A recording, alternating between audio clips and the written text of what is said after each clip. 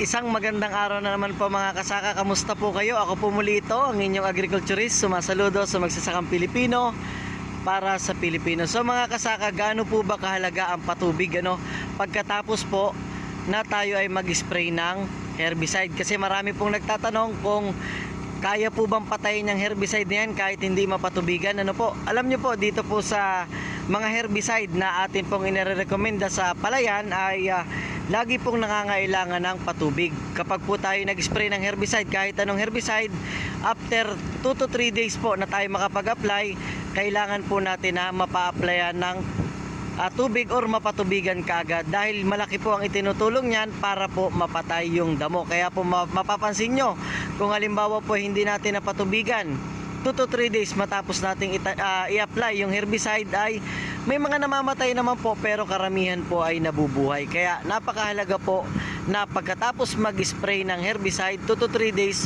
patubigan po natin yan. Lalo na po kung maliliit pa yung damo.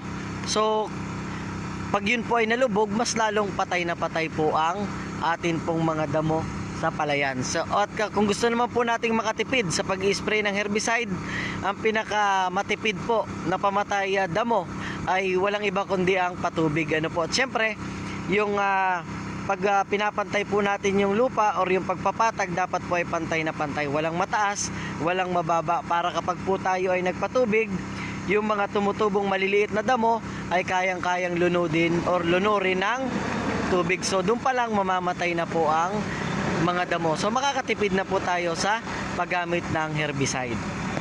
So yan po.